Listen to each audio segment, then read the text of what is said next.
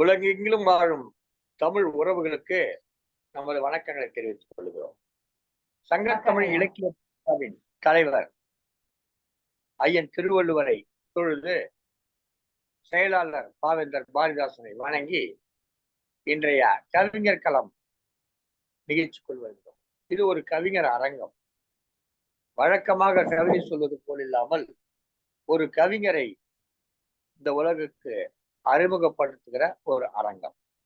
இன்றைக்கு நாம் சந்திக்க இருப்பது திருச்சி மண்ணச்சநல்லூரை சேர்ந்த தலைமை ஆசிரியராக பணியாற்றி கொண்டிருக்கூடிய அம்மையார் திருமதி எழிலரசி அவர்கள். வாருங்கள் எழிலரசி அம்மா. வணக்கம். வணக்கம். வணக்கம் ஐயா. வணக்கம். வணக்கம். வணக்கம். உங்களோடு திருமதி க சத்யவதி குமார் அவர்கள் திருப்பூரிலிருந்தும், திருமதி பேராசிரியர் முனைவர் திருமதி கு சசிகலா அவர்கள் திருவண்ணாமலையிலிருந்து இணைந்திருக்கிறார்கள். இன்றைக்கு உங்களோடு சில மணித்துளிகள் நாங்கள் பேசுவதில் மிகவும் மகிழ்ச்சி அடைகிறோம். அம்மா வணக்கம்மா. நீங்க எந்த ஊரு, நீங்க எந்த ஊர்ல பிறந்தீங்க, உங்க அப்பா அம்மா பேரு, உங்க கல்வி, இதை பற்றி எல்லாம் சொல்லுங்க. ஆரம்பிக்கலாமாங்கய்யா? சொல்லுங்கம்மா. என்னுடைய பெயர் எழிலரசி. நான் பிறந்த ஊரு திருச்சிராப்பள்ளி மாவட்டம் மணப்பாறை. மணப்பாறையில தாத்தா பாட்டி 2 பேருமே ஆசிரியர். எங்க குடும்பம் எல்லாமே ஆசிரியர் குடும்பம். தாத்தாவும் நடுநிலை தலைமை ஆசிரியர், பாட்டியும் ஆசிரியை. அப்பா வந்து சேலம் மாவட்டம் மின்னாம்பள்ளி சொந்த ஊரு. மயிலம் தமிழ் கல்லூரியில வித்வான் படிச்சவரு அப்பா. சுப்பிரமணியன் பேரு. அப்பா வேலை பார்த்ததெல்லாம் தருமபுரி மாவட்டம் ஊத்தாங்கரை ஹைஸ்கூல்ல தமிழாசிரியரா இருந்தாரு. அம்மா பேரு மலையரசி. அவங்களும் தலைமை ஆசிரியராகவே இருந்து இப்ப ஓய்வு பெற்று அம்மா மட்டும்தான் இப்ப இருக்காங்க. அப்பா இறந்து 14 வருஷம் ஆச்சு. அப்பா இல்ல. எங்க குடும்பத்துல நான் தான். எங்க அம்மா ஆசிரியர், அப்பா ஆசிரியர்னு என்னை ஆசிரியராகவே ஆக்கிட்டாங்க. 12வது படிச்சுட்டு கிருஷ்ணகிரி டயட்ல ஆசிரியர் பயிற்சி படிச்சேங்கய்யா. அதுக்கப்புறம் என்னை பிலிட் தான் படிக்கணும். அவரு தமிழ்ல ரொம்ப ஆர்வம் உள்ளவர், தமிழ் பற்று மிக்கவர்ன்றதுனால சென்னை பல்கலைக்கழகத்துலதான் நான் பிலிட்டும் பண்ணேன், எம்ஏ தமிழ் பண்ணினேங்க. அப்புறமேலு திருமணம் ஆச்சு. அதுக்கப்புறம் பாரதிதாசன் யூனிவர்சிட்டியில பிஎட் பண்ணேன், கல்வியியல். அதுக்கப்புறம் சேலம் பெரியார் பிஏ ஆங்கிலம் படிச்சேன். அவ்வளவுதாங்க என்னுடைய படிப்பு. ஆங்கிலம் படிச்சிருக்கிற மிகவும் மகிழ்ச்சி. இப்போ எந்த பள்ளியில பணியாற்றிருக்கீங்க, எங்க பணியாற்றுகிறீங்க? இப்ப திருச்சிராப்பள்ளி மாவட்டம் முசிறி ஒன்றியத்துல ஊராட்சி ஒன்றிய தொடக்கப்பள்ளி பச்சனாம்பட்டியில தலைமை ஆசிரியரா இருக்கேன். 10 வருஷம் ஆச்சுங்க.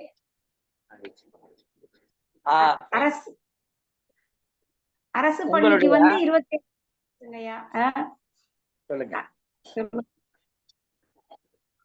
சொல்லுங்கம்மா. 90ல டீச்சர் ட்ரைனிங் முடிச்சுட்டு 91ல 5 வருஷம் மெட்ரிகுலேஷன்ல வேலை பார்த்தாங்கயா. அங்க சிங்காரப்பேட்டை பக்கத்துல.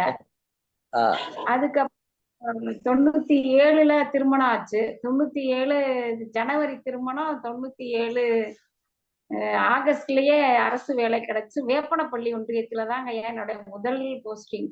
ஆசிரியரா, அரசு பள்ளி ஆசிரியரா வேப்பனப்பள்ளி கேஜிஎஃப் பக்கத்துங்க. தொடர்ந்து எத்தனை ஆண்டுகளா பணியாற்றிட்டு இருக்கீங்க ஆசிரியராக? 27 வருஷம் முடிஞ்சிருச்சு. தனியார் பள்ளியில ஒரு 5 வருஷம். அது 5 வருஷம். 5 வருஷம் தனியார் பள்ளி, 27 வருஷம் அரசு பள்ளியில முடிச்சுட்டேங்க.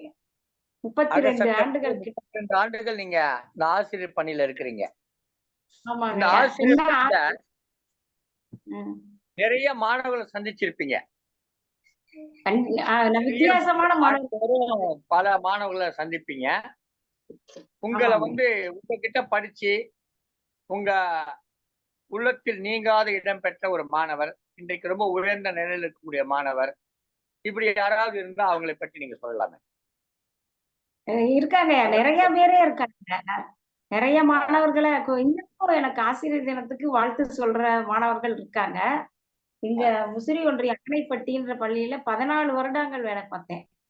அங்க எண்ணற்ற வகுப்பு படித்த மாணவன் குணசேகரன் ஒரு பையன் இப்ப ஐடி ஃபீல்டுல சென்னையில தான் ஒர்க் பண்றாரு. இந்த பையன் ஆஹா, நான் ஆ, இதுல வந்து கண்டிப்பா இருந்ததை இன்னமும் நினைவு கூர்ந்து சொல்லுவாரு அந்த பையன். ஆ, இதுல தகவல் தொழில்நுட்பத் துறையில வேலை பார்த்துட்டு இருக்காப்படி. திருமணமாகி குழந்தை இருக்கு. இன்னொரு மாணவனும் நல்ல அருமையா படிக்கக்கூடிய மாணவன். கிராமப்புறம் தாங்க. நான் எல்லாமே குக்கிராமத்துல தான் வேலை பார்த்தேன். ஆ, குக்கிராமங்கள் ஆ, தான் என்னுடைய வேலை பார்த்துட்டு இருக்கேன். நல்ல கிராமங்கள்ல தான் என்னுடைய பணி ஆரம்பிச்சது எல்லாமே. அந்த ஆ, தம்பியும் இப்ப வந்து ராஜவேல்னு மலேசியாவுல வேலை பார்க்கறான். அப்புறம் ஒரு ஆ. பையன் வந்து மருத்துவரா இருக்கான். மருத்துவர் தொழில்ல இருக்காங்க. என்ன மேல ஆசிரியரா மகிழ்ச்சி நிறைய மாணவிகள் இருக்காங்க. மகிழ்ச்சி. ஆசிரியர். நீங்க இந்த ம். ஆசிரியர் பணியில இருக்கிறீங்க. கூடுதல் ஆமாங்க. இலக்கிய ஆர்வம் எப்படி வந்தது? இலக்கிய ஆர்வம் உங்களுக்கு எப்படி சொல்லுங்க. வந்தது? இலக்கிய இலக்கிய ஆர்வம் ஆர்வம் எப்படி வந்து வந்தது? எங்க அப்பா தான் காரணம்னு நினைக்கிறேங்க. எங்க அப்பா ஆ, நல்லா பேச்சாளர். ஆ, கவிதை எழுதுவாங்க. அப்புறம் நானு குழந்தைகளுக்கு பேச்சு போட்டி அதெல்லாம் எழுதி குடுத்து, அதுக்குள்ளேயே என்னோட இது முடிஞ்சுச்சு. இப்ப உங்க சங்கத்தமிழ் இலக்கிய பூங்கால இணைந்து தான் என்னோட வெளியில வர்றேன் நான். இவ்வளவு மகிழ்ச்சி. வருடங்களாவே நான் வரல. இந்த உள்ளுக்கே இன்றைக்கு இருந்தேன். இப்போது நடைபெற்றுக் கொண்டிருக்கின்ற பாரதியார் தொடர் நிகழ்ச்சிகள்ல நிறைய கவிஞர்கள் நாம் அறிமுகப்படுத்திட்டு இருக்கோம். அந்த வகையில ஆமாங்க. இன்றைக்கு திருச்சி மண்ணச்சநல்லூரை சேர்ந்த தலைமை ஆசிரியராக பணியாற்றிக் கொண்டிருக்கூடிய கவிஞர் திருமதி சு எழிலரசி அவர்களோடு நாம் பேசிக் கொண்டிருக்கிறோம். திருமதி சு எழிலரசி ஒரு சிறந்த கவிஞர். இப்போது பாரதியாரை பற்றி அவருடைய கவிதை ஒன்றை நமக்கு வழங்குவார். பாருங்களாமா, உங்கள் கவிதை தாருங்க. நன்றிங்க. பெற்ற தாயும் பிறந்த பொன்னாடும் நற்றவ வானிலும் நனி சிறந்தனவே என்று பாடிய சுப்பிரமணிய தேசிய கவி மகாகவி சுப்பிரமணிய பாரதியாரை பற்றி ஒரு கவிதை. இந்திய நாட்டின் தவப்புதல்வன், தமிழகத்தின் தலை வணங்கா தங்க மகன், தனக்கென தனிப்பாதை அமைத்தவன், தரணி புகழும் மகா கவிஞன், அஞ்சா நெஞ்சன் பாரதி, அச்சம் இல்லா பாரதி, முறுக்கு மீசை பாரதி, முண்டாசு கவி பாரதி, வேற்றுமைகளை வேரோடு விளக்கியவன், தேசத்தை கண்ணாக நேசித்தவன், சுதந்திர தாகத்தை நெஞ்சில் ஊட்டியவன், நம் தாய் மொழியை உயிராய் பூசித்தவன், பெண் கல்வி போற்றிய அருண் சித்தன், சாதிகளை சாடிய பெரும் பித்தன், குழந்தைகளுக்கும் பாடல்கள் பாடினான், கூவும் குயில்களுக்கும் கீதங்கள் இசைத்தான், கண்ணனை நேசித்த நம் பாரதி, கருவண்ணனை துதித்த நம் பாரதி, செம்மொழி தமிழின் தலைமகன், பார் புகழும் சுப்பிரமணிய பாரதி, சித்தாந்தங்கள் சாடிய பாரதி, புது வேதாந்தங்கள் பாடிய பாரதி, ஒற்றுமைக்கு வித்திட்ட பாரதி, நாச வேற்றுமையை வேறறுத்த பாரதி, தேச ஒற்றுமைக்கு வித்திட்ட பாரதி, நாச வேற்றுமையை வேறறுத்த பாரதி, சந்திரனுக்கும் பாதை அமைத்திட்டான், சந்திரனுக்கும் பாதை அமைத்திட்டான், ஆறுகளையும் தன் பாடல்களால் இணைத்திட்டான், யுகந்தோறும் தொடரட்டும் நம் பாரதி புகழ், எட்டயபுரம் தந்த எளிய கவிஞன், எண்ணிலா கவிதைகள் தந்திட்ட மகா கவி, எளிமை கவிஞன் நம் பாரதி, என்றும் அழியா புகழ் கொண்ட தேசிய கவி, போற்றி பாடிடுவோம் பாரதியை, யுகங்கள் தோறும் தொடரட்டும் பாரதியின் புகழ், எண்ணிய மகிழ்ச்சி. முடிதல் வேண்டும், நல்லவே எண்ணல் வேண்டும், திண்ணிய நெஞ்சம் வேண்டும், தெளிந்த நல் அறிவு வேண்டும் என்று பாரதியின் புகழை இன்று பாட வாய்ப்பளித்த ஐயா அவர்களுக்கு என் மனமார்ந்த நன்றிகள். நன்றி, வணக்கம். நீங்க நீங்க தொடர்ந்து பல கவிதை எழுதிட்டு இருக்கீங்க. அந்த வகையில ஆமாங்க. இன்றைக்கு பாரதியார் பற்றி ஒரு கவிதையை கொடுத்திருக்கிறீர்கள். இந்த பாரதி கவிதையில தேசப்பற்று பற்றி ஒரு வரியும், அதற்கு அடுத்து இந்த நாச பணி என்பதை குறித்தும் ஒரு வரி சொல்லியிருக்கீங்க. அந்த வரிகளை படிங்க. ஆமாங்க ஐயா.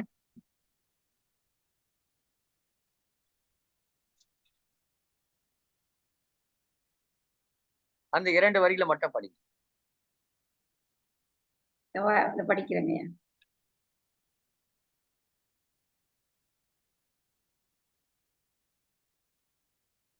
தேசப்பற்று பற்றி சொன்னீங்க. ஆமாங்கய்யா. தேச ஒற்றுமைக்கு தேச ஒற்றுமைக்கு வித்திட்ட பாரதி, நாச வேற்றுமையை வேறறுத்த பாரதி. இந்த நாச வேற்றுமை எதை சொல்றீங்க? இந்த ஜாதி மத மொழி எல்லாம் வேறுபாடு இருக்கு இல்லைங்கய்யா, அத வந்து அவரு கலைந்தார்ல, அதனால அப்படி எழுதியிருந்தேன். சாதிகள் இல்லையடி பாப்பான்னு சொன்னாரு. ஜாதிகள் இல்லையடி பாப்பா, குல தாழ்ச்சி உயர்த்தி சொல்லல் பாவம் சொன்னதுனால அந்த வேற்றுமை இருக்கக்கூடாதுன்னு அவரு வந்து அந்த காலத்திலேயே போராட்டம் பண்ணார் இல்லைங்களா, அதனால. அந்த காலத்தில் எழுதினார். ஆமாங்க. 100 ஆண்டுகளுக்கு முன்பே சாதிகளை ஒழிப்பதற்காக தன்னுடைய கவிதை வரிகளிலே வித்திட்டவர் பாரதி. இப்போது இந்த சாதிகள் எல்லாம் ஒழிந்திருக்கிறதா? அப்படி இல்லவே இல்லவே இல்ல. இல்ல முதல்ல அட்மிஷன் போடும்போதே அததானே கேக்குறோம் பள்ளிக்கூடத்துல. அதுதான் இப்ப எழுத்துல ஒண்ணு பேச்சுல ஒண்ணா இருக்கு, நடைமுறைக்கு அது வேறுபாடாதான் இருக்குதுங்கய்யா. என்ன ஆனா அந்த 100 வருஷத்துக்கு முன்னாடியே பாடு. ஒரு பிள்ளைய பள்ளியில சேர்க்கிற போது, ஒரு பிள்ளைகளை பள்ளிக்கூடத்துல சேர்க்கிற பொழுது அந்த விண்ணப்பத்துல சாதி கேட்கப்படுகிறது. ஆனா சமூகத்துல நாம இப்போ அந்த அளவுக்கு சாதிகள் நகரப்புறங்கள்ல சாதிகள் பார்ப்பதில்லை. கிராமப்புறங்கள்ல சாதிகள் பார்க்கப்படுகிறதா? இன்னும் பார்க்கப்படுதுங்கய்யா. ரொம்ப பழைய இன்னும் மூட நம்பிக்கை மறையவே இல்லைங்கய்யா. நான் வேலை பார்க்கிற ஊர்லயே அப்படிதான் இருக்கு. அந்த ஊரை விட்டு ஒதுக்கி வச்சு இன்னும் இருக்குங்கய்யா அங்கேயுமே. அந்த ஒரு பிரிவு மக்களை ஒதுக்கி வைத்தலும் அவர்களை தீண்டத்தகாதவர்களாக காணப்படுகிறது. பாரதியுடைய அந்த கனவு, சாதிகள் இல்லையடி பாப்பா குல தாழ்ச்சி உயர்த்தி சொல்லல் பாவம் என்கிற அந்த கனவு கனவாகவே இருக்கிறதுன்னு ரொம்ப வருத்தப்பட்டு சொல்லியிருக்காங்க திருமதி எழிலரசி அவர்கள். இந்த சாதி குறித்து நீங்க ஏதாவது கவிதைகள் எழுதியிருக்கீங்களா? சாதிகள் எதிர்ப்பு பற்றி? அத பத்தி இன்னும் எழுதலங்கய்யா. அதெல்லாம் கவிதையே நான் இப்பதாங்க எழுத ஆரம்பிக்கிறேன். உங்களுடைய வேறு ஏதேனும் ஒரு கவிதை இருந்தால் அந்த கவிதையை நீங்க ஒரு 2 வரிகள் 4 வரிகள் வாசிக்கலாம். சரிங்கய்யா. வேற நான் என்னுடைய கவிதை சொல்ல. இந்த நேர்காணல் நிகழ்ச்சியிலே திருமதி எழிலரசி அவர்களோடு நாம் பேசிக் கொண்டிருக்கிறோம். உங்களுடைய கவிதைகள் பல கவிதைகளிலும் தமிழறிவு வானொலியிலே ஒளிபரப்பாகி இருக்கிறது இல்லையா? ஆமாங்க. என்னென்ன கவிதைகள்லாம் ஒளிபரப்பாயிருக்குமா? நிறைய கவிதை ஒளிபரப்பாயிருக்கு. அதுல ஏதேனும் ஒரு கவிதை நீங்க சொல்லலாமே. நீங்க தமிழறிவு வானொலியில் ஒளிபரப்பான ஒரு கவிதையிலிருந்து சில வரிகளை சொல்லலாமே.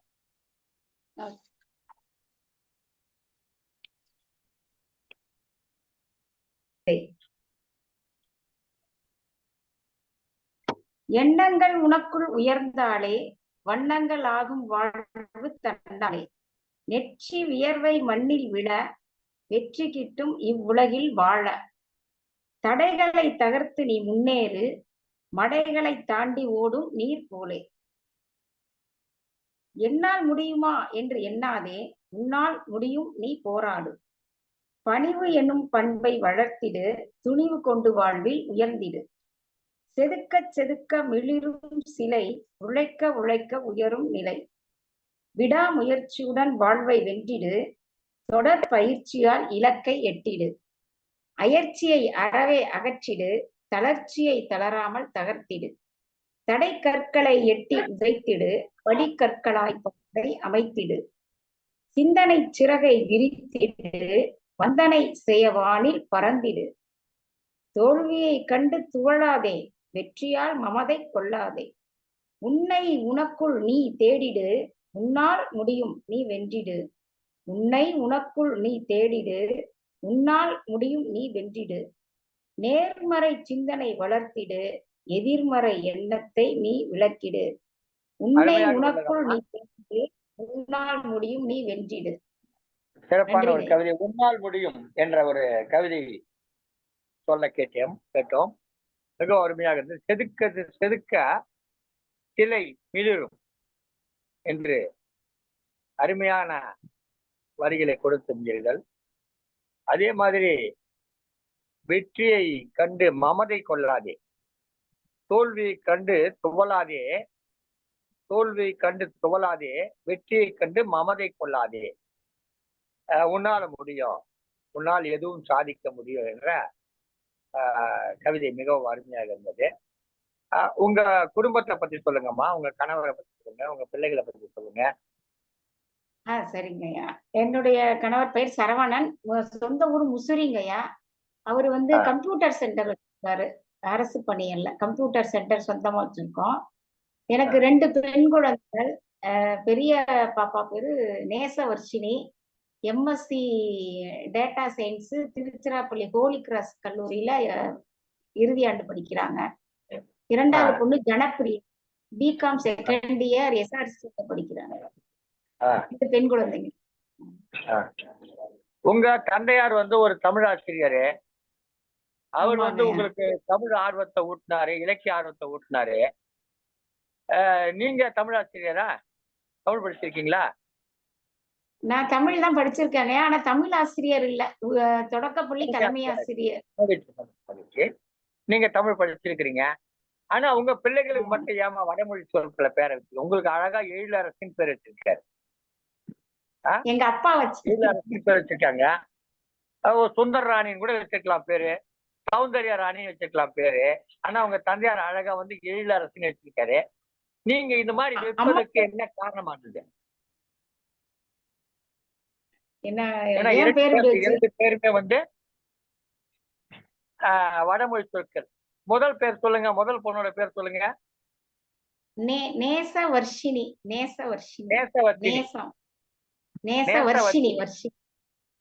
அன்பு செல்வி அழகன் வச்சுக்கலாம் பேரு. 2வது மகள் பேரு? 2வது மகள் பேரு ஜனப்பிரியா. ஜனப்பிரியா, மக்கள் பிரியா, மக்கள் அன்பு. சரி சரி, மக்கள் அன்பு, மக்கள் அன்பன் அந்த மாதிரி பேரு. நல்ல அழகான பெயர்கள் தமிழ்ல வைத்திருக்கலாம். ஆனா எதிர்காலத்துல இந்த தமிழர்கள் தங்களுடைய பேர்களை தமிழ்ல வைக்கிறாங்க. நிறைய பெண்கள் பேர் தன்னுடைய பிள்ளைகளுக்கு தமிழ்ல பேர் வைக்கிறாங்க. நிறைய பேர் இஷ்யூ புஷ்னு வைக்கிறாங்க. இது மாதிரியான பேர்கள் வைக்கிற போது உங்களுக்கு என்ன மாதிரி என்ன தோன்றுது? எந்த மாதிரி பெயர் வைக்கணும்னு நினைக்கிறீங்க? இது தூய தமிழ் பெயர் நல்லதுங்கய்யா. இவன் ஜாதகத்துல இந்த எழுத்துல ஆரம்பிக்கணும் அப்படின்னு சொல்லாதனால இப்படி வச்சுட்டோம். நீ நேல ஆரம்பிக்கணும் அப்படிங்கவும் அப்பாவுடைய இந்த ஜாதகம் பார்த்து சொல்றவங்க என்ன பண்றாங்க, தமிழ்ல மொழிக்கு முதலில் வராத எழுத்துக்களை எடுத்து இதுல பேர் வைங்கன்றாங்க. லோன்னு ஒரு எழுத்தை சொல்லி இந்த லோல பேர் வைங்கன்னுவாங்க. சொல்லிட்டு என்ன பண்ணா உடனே லோல என்ன பேருன்னு கேட்டா அவங்களே லோகநாயகின்னு சொல்லிட்டு போயிடுவாங்க. சோ உங்களுக்கு பெயர் வைக்கிற பொறுப்பை தந்தை தாய்க்கு கொடுக்காமல் யாரோ ஒருவர் அவர் அந்த பொறுப்பை எடுத்துக்கோ, அந்த பொறுப்பை நீங்க ஒப்படைச்சிடுறீங்க. உண்மையில அது உலக நாயகி. தமிழ் சொல் உலக நாயகி என்பது தமிழ் சொல். உலகம் என்பது தமிழ் சொல். அகர முதல எழுத்தெல்லாம் ஆதி பகவான் முதற்றே உலகுன்னு வள்ளுவர் சொல்லியிருக்காரு. உலகு தமிழ் சொல்லு. ஆனா உலகம் என்ன பண்றாங்க, மாத்தி லோகன்னு மாத்தி லோக நாயகி லோகநாதன் அப்படின்னு வச்சிடுறாங்க இல்லைங்களா? இந்த மொழி ஆதிக்கம், மொழி திணிப்பு, இந்த ஜாதகம் என்ற பெயர்ல நம்முடைய பிள்ளைக்கு பெயர் வைக்கிற உரிமையை மற்றவரிடம் கொடுத்து விடுவது, இதை சிறப்பு நினைக்கிறீங்களா, தவறு நினைக்கிறீங்க? இல்ல, சிறப்பு அல்லங்க, தவறுதான். நமக்கு அந்த உரிமை இல்லாத தவறுதான். ஜாதகத்தை நம்புறதுனால சரின்னு ஜாவுல பேர் வச்சானா உடனே ஜனப்பிரியா அப்படின்னு வச்சுட்டாரு. அது அந்த மாதிரி சரின்னு விட்டாரு. நிறைய பேர் இந்த மாதிரிதான் பண்றாங்க. அந்த மாதிரிதான் வைக்கப்படுது. அந்த நிலைகளை எல்லாம் நம்ம மாற்றணும், தமிழ் பெயர்களை வைக்கணும் என்கிற சிந்தனை நம்முடைய தமிழர்கள் மத்தியில வளரணும். உங்களுடைய குடும்பத்தை பத்தி சொன்னீங்க, உங்க கணவரை பத்தி சொன்னீங்க. ஒரு சின்ன குடும்பம், மகிழ்ச்சியாக குடும்பம். நீங்க வாழ்க்கையில சந்தித்த மிகப்பெரிய சவாலாக எதை பார்க்கிறீர்கள்? ஒரு ஆசிரியராக, ஒரு இல்லத்தரசியாக, அல்லது ஒரு எழுத்தாளராக, இப்படி பல நிலைகள்ல நீங்க எதை பெரிய சவாலாக பார்க்கிறீங்க? இப்ப பெரிய சவாலா பார்த்தது இப்ப 2 வருஷமா என்னுடைய கணவர் ரொம்ப உடம்பு முடியாம இருந்து, இப்ப அத மீண்டு வந்ததுதான் சவாலா நினைக்கிறேங்கய்யா. அது என்ன செய்யறது அப்படின்னு கிட்டத்தட்ட 2022ல இருந்து ரொம்ப கஷ்டப்பட்டு, இப்ப அதனுடைய தீர்வு போன ஜனவரி மாசம் தான் சரி இதுதான் சரியான முடிவு அப்படின்ட்டு தீர்வு கண்டு, இப்ப செஞ்சது எனக்கு ஒரு பெரிய என்னுடைய 43 வயசுல எனக்கு சவாலா இருக்கு. ஆசிரியர் பணியில நெறைய சவால்கள நான் சந்திச்சிருக்கேங்கய்யா. வெவ்வேறு ஊர்ல நெறைய மாவட்டங்கள், தருமபுரி மாவட்டம், அடுத்து இங்க திருச்சி மாவட்டத்திலேயே மருங்காபுரியில கிராமத்துல வேலை பார்த்தது. நெறைய பேர் சவால்கள்லாம் சந்திச்சு தாங்கய்யா வந்திருக்கிறேன். போராட்டங்கள்லாம் சந்திச்சு. குறிப்பா வந்து சொல்லணும்னா, நான் இப்ப குடும்ப சூழ்நிலையில இதுதான் சவாலா நினைக்கிறேங்கய்யா. மகிழ்ச்சி. உடல்நிலை சரியில்ல. ஆமா, உடல்நிலை சரியில்லை வந்து உங்கள் கணவருக்கு சிறுநீரக மாற்று அறுவை சிகிச்சை செஞ்சிருக்காங்க. அதற்கு அவருக்கு ஒரு சிறுநீரகத்தை நீங்கள் கொடுத்திருக்கிறீர்கள். நீங்கள் கொடுத்து இப்போது கணவருக்கு ஒரு சிறுநீரகம் பொருத்தப்பட்டிருக்கிறது. அவருடைய உடல் நலனில் அக்கறையோடு அதுக்கு இடையிலே இந்த இலக்கிய பணி மாற்றிக்கொண்டு ஆசிரியர் பணியும் செய்து கொண்டிருக்கிறீர்கள். வாழ்க. இந்த நிறைவு நேரத்திலே உங்களிடம் ஒரு கேள்வி கேட்கிறேன். இந்த சரிங்க. நீங்கள் வாழக்கூடிய இந்த சமூகத்துக்கு அல்லது மாணவர்களுக்கு நீங்கள் ஏதேனும் சொல்ல விரும்பினால் ஒரு சில வார்த்தைகள் சொல்லலாம். எனக்கு மாணவர்களுக்கு அப்படிங்கிறத விட பெண் குழந்தைங்க கண்டிப்பா படிச்சே ஆகணுங்கய்யா. கல்வி அறிவு மட்டும்தான் அவர்களுடைய எதிர்காலத்துக்கு ஒளிவிளக்கு அப்படிங்கிறது என்னுடைய தாழ்மையான கருத்து. ஆனா கிராமப்புறங்கள்ல நாங்க தொடக்கப் பள்ளியில பணிபுரியறதுனால எவ்வளவு சொன்னாலும், உயர்நிலை பள்ளி போன உடனே 15, 16 வயசுக்கு மேல அந்த குழந்தைங்களுடைய தடம் புரண்டு போயிருது. அது இப்ப கொரோனா காலத்துக்கு அப்புறம் பெண் குழந்தைகள் படிக்கவே மாட்டேங்கிறாங்க. 10ஆம் வகுப்பு தாண்டுறதுமே திருமணம் என்றதுல போய் நுழையிறாங்க. எனக்கு மிக மன வருத்தமா இருக்கு. அடுத்தது வந்து தற்கொலைங்கிறது அதிகமா இருக்குதுங்கய்யா. அது இருக்கவே கூடாது. எவ்வளவு சூழ்நிலை கடினமான சூழ்நிலை வந்தாலும், குழந்தைங்க அது மாணவர்களா இருக்கட்டும், எதிர்த்து போராடணும். தோல்விய கண்டு தோலக்கூடாது அப்படிங்கிறது எனக்கு ரொம்ப கஷ்டமான நிலைகள்லாம் நானுமே கடந்து தான் வந்திருக்கேன். ஆனா, அந்த தற்கொலை முயற்சி செய்ய வேண்டாம் அப்படிங்கிறது என்னுடைய கருத்து. என்னுடைய குழந்தைகளுக்கும் பள்ளிக்கூடத்திலயும் சரி, என்னுடைய குழந்தைகளுக்கு அததான் நான் தினமும் சொல்றேன் நானு. போராட்டம் செய்து தான் வாழ்க்கையில முன்னுக்கு வரணும். எதையும் எதிர்த்து போராடு, பயப்படாத, துணிச்சலா செய்யி. ஏதாவது ஒரு வழி காட்டுவாரு அப்படிங்கிறத சொல்றேங்கய்யா. கல்வி மட்டுமே சிறந்த ஆயுதம் அப்படிங்கிறது என்னுடைய கருத்து. மகிழ்ச்சி அம்மா. உங்களோடு எவ்வளவு நேரம் பேசிக் கொண்டிருந்தோம். உங்களை பற்றி, உங்கள் வாழ்க்கையை பற்றி, கவிதைகளை பற்றி எல்லாம் பேசிக் கொண்டிருந்தோம். தமிழ் இலக்கிய உலகத்திலே பல கவிஞர்களை நாம் கண்டிருக்கிறோம். அதிலே இன்றைக்கு திருச்சி மாவட்டம் மண்ணச்சநல்லூர் பள்ளியிலே தலைமை ஆசிரியராக பணியாற்றிக் கொண்டிருக்கக்கூடிய கவிஞர் திருமதி சு. எழிலரசி அவர்களை சந்தித்தோம். அவர் தனது பாரதி பற்றிய கவிதைகளை வழங்கினார்கள். சாதியம் குறித்தான செய்திகளை கூறினார்கள். உன்னால் முடியும் என்ற தலைப்பிலே ஒரு கவிதையை அளித்தார்கள். தமிழறி வானொலியிலே தொடர்ந்து இவருடைய கவிதைகள் கவிதைக்காலம் நிகழ்ச்சியில் இடம்பெற்று வருகின்றன. இந்த நிகழ்ச்சி நிறைவடையும் தருணத்திலே இந்த நிகழ்ச்சியை ஒளிபரப்பிக் கொண்டிருக்கிற தமிழறி வானொலிக்கும் சங்கத்தமிழ் தொலைக்காட்சிக்கும் நம்முடைய நன்றிகளை தெரிவித்துக் கொள்கிறோம். இப்பொழுது கவிஞர் திருமதி சு. எழிலரசி அவர்கள் தமிழருவி வானொலிக்கும் சங்கத்தமிழ் தொலைக்காட்சிக்கும் தனது வாழ்த்துக்களை கூறி நிகழ்ச்சியை நிறைவு செய்வார். வாருங்கள். இந்த நல்ல வாய்ப்பினை அளித்த ஜெர்மனி தமிழருவி வானொலி நிலைய இயக்குனர் அவர்களுக்கும், சங்கத்தமிழ் இலக்கிய பூங்கா ஒருங்கிணைப்பாளர் ஐயா மதிப்பிற்குரிய நீலகண்ட தமிழன் ஐயா அவர்களுக்கும் என்னுடைய மனமார்ந்த நன்றிகளை தெரிவித்துக் கொள்கிறேன். நன்றி, வணக்கம். மகிழ்ச்சி அம்மா. உங்களை வாழ்த்தும் முகமாக இந்நிகழ்ச்சியில் கலந்து கொண்ட திருப்பூரை சேர்ந்த திருமதி க. சத்யவதி குமார் அவர்கள் கவிஞர் திருமதி சு.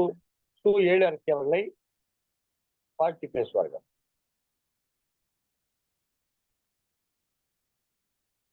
அனைவருக்கும் வணக்கம். நம்ம கவிஞர் எழிலரசி அம்மா அவர்கள் தன் 32 ஆண்டுகளாக ஆசிரியர் பணி அர்ப்பணித்துக் கொண்டிருக்கிறார். அது மட்டுமல்லாமல் கவிதை எழுதுவதில் மிகவும் ஆர்வம் கொண்டு அவர் மருத்துவமனையில் இருந்த பொழுது கூட கவியரங்கில் கலந்து கொண்டு தங்கள் கவிதைகளை வழங்கினார். அவருக்கு பாராட்டுகளும் வாழ்த்துக்களையும் தெரிவித்துக் கொள்கின்றேன். மேலும் அவர்களது ஆசிரியர் பணியும் கவிதை பணியும் தொடர வேண்டும் என்று இறைவனை வேண்டுகிறேன். வாழ்த்துக்கள் அம்மா. நன்றிகள். நன்றிகள். இந்த அளவிலே இன்றைய கவிஞர் அரங்கம் நிகழ்ச்சியிலே கலந்து கொண்டு சிறப்பித்த கவிஞர் திருமதி சு எழிலரசி அவர்களுக்கு நன்றிகளை தெரிவித்து நிறைவு செய்கிறோம். மீண்டும் அடுத்த கவிஞரோடு நாம் ஒரு நேர்காணல் காணும் வரை உங்களிடமிருந்து வணக்கம் கூறி விடைபெறுவது நீலகண்ட தமிழன், ஒருங்கிணைப்பாளர் தங்கத்தமிழ் இலக்கிய பூங்கா.